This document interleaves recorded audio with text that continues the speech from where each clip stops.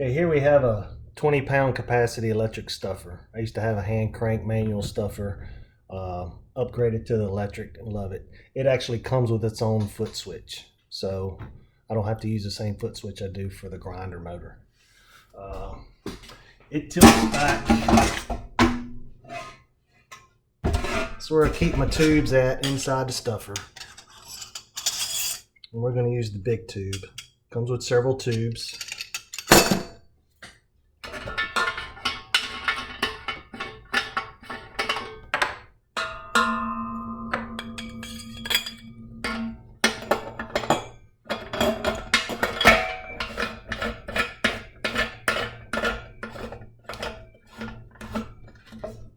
This is probably one of my favorite pieces of equipment to use. 20-pound capacity. I'll load it up with that 18 pounds of meat. Then I'll lock it in place.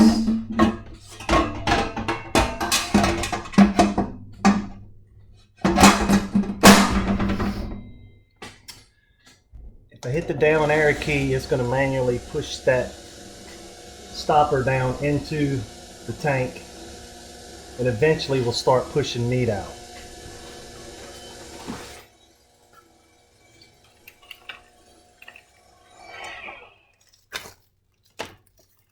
I have cannon tubes, bags, that I will load pretty much like same thing as I would do my summer sausage.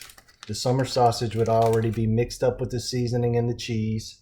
I would load it in the tank, and I would place the bag over my tube here, and as meat comes out, it fills the bag up.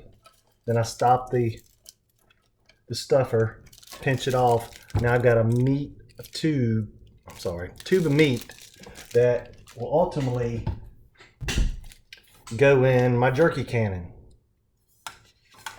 And that keeps me from having to wash out this tube. Again, it's like a liner bag. It keeps the inside of this mostly clean. So I'll shove that tube of meat into my, into my jerky cannon, just like a caulking gun. And then I'll squeeze it out on a tray in strips, and that'll go in the dehydrator.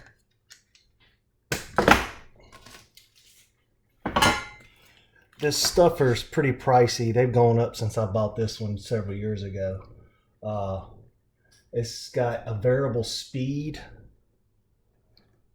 and then it has the manual up and down, or the momentary with the foot pedal. Pretty easy to clean. This will get meat on it, the stopper, but it unscrews from the piston, and you can take out this big rubber seal. Do that for you.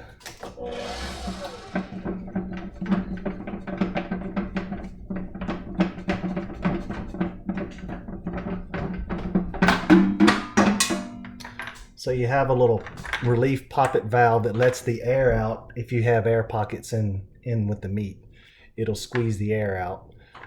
I usually keep this hand tight where I can take it apart. It's got a little spring where I can clean it after I'm done using it. This big O-ring pops out. That's what keeps your seal. It's made of Teflon, which I like.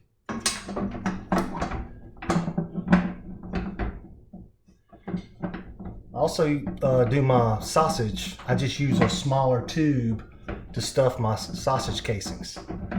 Here.